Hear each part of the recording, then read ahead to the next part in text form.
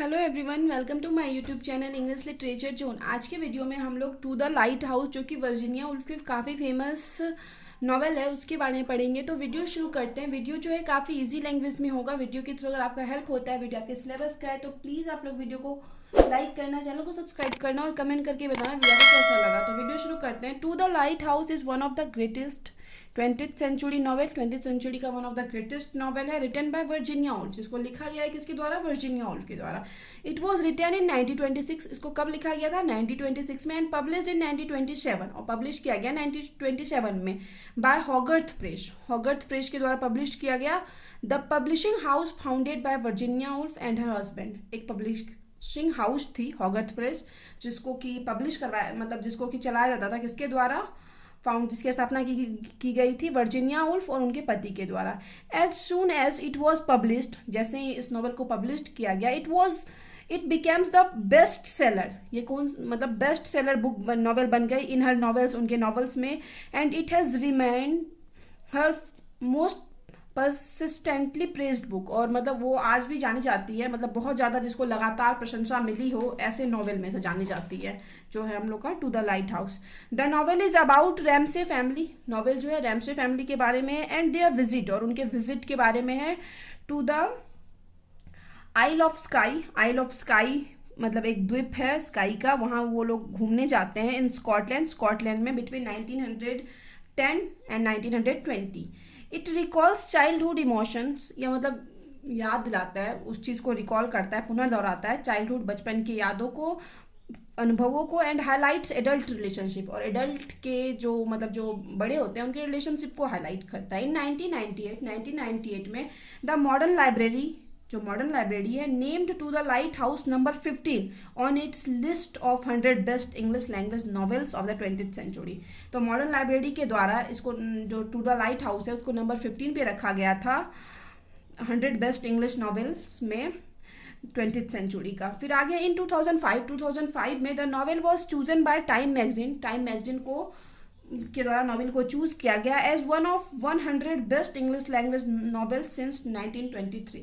1923 से अब तक का मतलब 100 बेस्ट नॉवेल में से एक माना गया टाइम मैगजीन के द्वारा टू द लाइट हाउस को।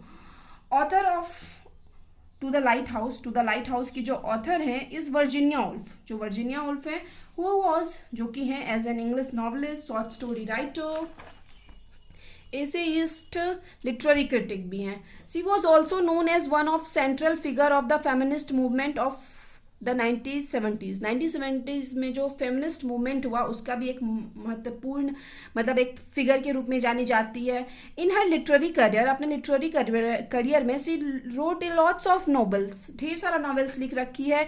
ऐसे शॉर्ट स्टोरी, ढेर सारा शॉर्ट स्टोरी भी लिख रखी है। एमंग देम, उनमें से her best known novels are उनका जो बेस्ट नोन नॉवेल है, काफ़ी प्रसिद्ध है, वो है, दो काफ़ी फेमस है, Mrs Dalloway and to the lighthouse. Both of the novel written in stream of consciousness literary style. Stream of consciousness literary style पे फोकस करते हुए नॉवेल को लिखा गया है, जो कि वर्जीनिया वुल्फ जिसके लिए काफ़ी फेमस है। जेम्स जॉय और वर्जीनिया वुल्फ दोनों काफ़ी फेमस है स्ट्रीम ऑफ कॉन्शियसनेस टेक्निक के लिए। स्ट्रीम ऑफ कॉन्शियसनेस टेक्निक क्या होता है ना, किसी एक पार्टिकुलर कैरेक्टर के, मतलब क्या ना, उसके माइंड में क्या चल रहा है, या पर मतलब उस कैरेक्टर को उसके एक्सटर्नल और इंटरनल दोनों मतलब एक्सप्रेशन को एक्सप्रेस किया जाता है किसी एक कैरेक्टर के, तो मतलब कैरेक्टर के। तो इसी चीज़ इस नॉवल में भी सेम है कि कैरेक्टर के एक्सटर्नल और इंटरनल दोनों इमोशन को मतलब दिखाया गया है इस नॉवल में भी। फिर आगे to the lighthouse is divided into 3 parts, 3 parts में डिवाइडेड है, the window, time passes and to the lighthouse. फिर आगे the story of this novel, इस नॉवल की जो स्टोरी है, revolves around mister and Mrs Ramsay. Mister और Mrs Ramsay के चारों ओर घूमती है। And there stay with their 8 children, और उनका जो मतलब 8 बच्चे के साथ जो उनका रहना था, उनके जो 8 बच्चे थे, तो उन्हीं के चारों ओर घूमती है। एंड सेवरल गेस्ट्स, और ढेर सारे कौन थे? गेस्ट थे, मेहमान थे। एट देयर समर हाउस, उनके समर हाउस में, off the coast of England, Scotland, जो कि स्कॉटलैंड के एक समुद्र तट के किनारे स्थित था। It is also considered as autobiographical novel, इसको ऑटोबायोग्राफिकल नॉवेल भी माना जाता है। The title of the novel, इस नॉवेल की जो टाइटल है, takes from the youngest Ramsay child, मतलब जो रैमसे चाइल्ड मतलब सबसे छोटा बेटा था रैमसे का, जेम्स, उसी से इस नॉवेल का टाइटल लिया गया। एंड हिज डिज़ायर, और उसके इच्छा से, डिज़ायर से, to visit a lighthouse, मतलब वो जो छोटा बेटा है रैमसे, मिस्टर और मिसेस रैमसे का, जेम्स, वो लाइट हाउस देखना चाहता था। इस वजह से जो इस नॉवेल का जो टाइटल रखा गया है वो टू द लाइट हाउस रखा गया है। तो मतलब इसी से इंस्पिरेशन मिली है उस नॉवेल का टाइटल के लिए। अब आगे है on the island that his father refuses to take him to, मतलब उस आइलैंड जहाँ पे ये लोग थे, उस आइलैंड पे जो लाइट हाउस था उस पे जाने का एक डिज़ायर से प्रेरित है नॉवेल का टाइटल, जहाँ पे उसके फादर क्या करते हैं, पापा मतलब जाने से मना कर देते हैं। In the end of this novel, लेकिन इस नॉवल के एंड में Ramsay visit the lighthouse, Ramsay lighthouse जाता है। And James feels closer to his father, और जेम्स को अपने पिता से थोड़ा करीब महसूस होता है। द विंडो, अब फर्स्ट पार्ट को हम लोग डिस्कस करेंगे। पार्ट 1 ऑफ द नॉवेल का जो पहला पार्ट है begins with summer day, summer के दिनों से शुरू होता है, गर्मी के दिनों से। आफ्टर लंच के बाद 6 years ओल्ड जेम्स जो 6 साल का बच्चा है, James Ramsay, youngest son of mister और मिसेस रेमसे का सबसे छोटा बच्चा है। टोटल हम बताए थे, टोटल इन लोग को 8 मतलब चाइल्ड हैं।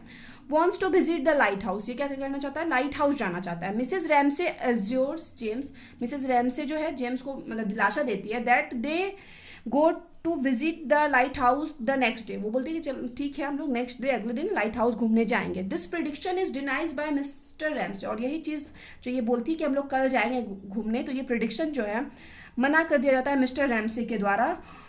हु सेज, वो कहते हैं that the weather will not be clean, कि जो मौसम होगा वह साफ नहीं होगा, ना कहने मतलब मौसम खराब था, जो कल भी साफ नहीं होगा तो मतलब नहीं जा पाओगे, इसलिए वो थोड़ा मना कर देते हैं।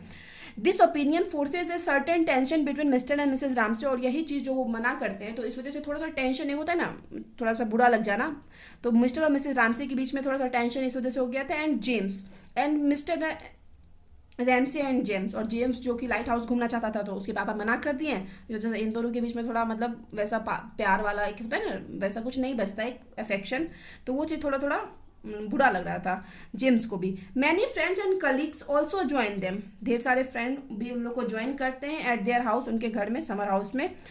One of their friend lily, उनमें से एक उनकी फ्रेंड थी lily, who is an uncertain painter, जो कि अनसर्टेन पेंटर थी, मतलब बहुत ज़्यादा अच्छी पेंटर नहीं थी।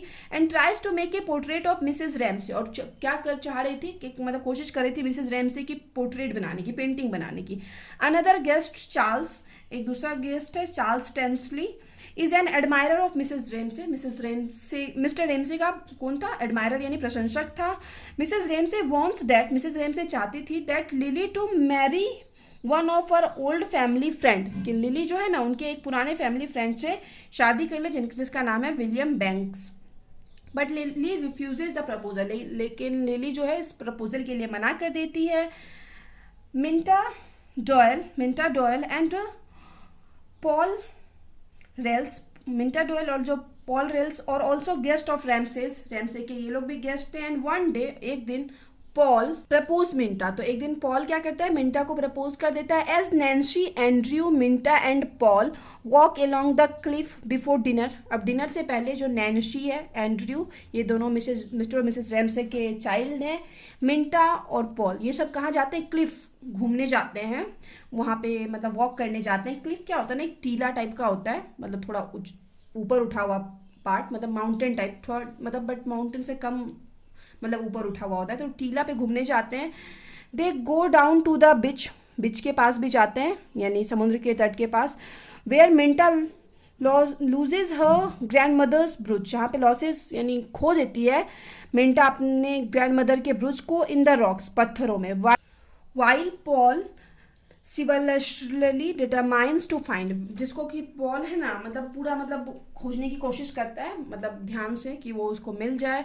The walking party return to the house, walking party जो घूमने गए थे वो लोग वापस आते हैं। 15 people sit around the dinner table के चारों 15 पीपल यानी 15 लोग बैठे हुए हैं। एंड द मैन, और जो जितने भी मैन थे, डिबेट कर रहे हैं, बात कर रहे हैं पॉलिटिक्स, फिलोसफी एंड लिटरेचर से रिलेटेड। आफ्टर डिनर के बाद Mrs Ramsay coaxes Cam and James to sleep, अब सबसे छोटा जो मतलब एक डॉटर और एक जो बेटा है जेम्स, जिसके नेम पे हम लोग बोलते हैं कि टाइटल भी पढ़ा है इस नॉवेल का, तो ये दोनों को coaxes to sleep, Mrs Ramsay सुलाने की कोशिश करती है।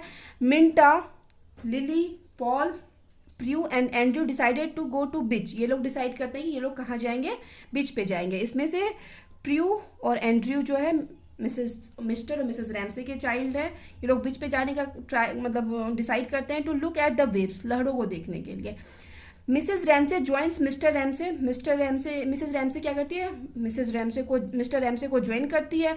Both of them say little, दोनों बहुत कम कुछ कहते हैं। Still express their deep love for one other, फिर भी एक दूसरे के लिए अपना एक जो फीलिंग्स होता है ना उसको एक्सप्रेस करते हैं, अपने प्यार को एक्सप्रेस करते हैं। अब टाइम पासेस, सेकेंड पार्ट में हम लोग आते हैं।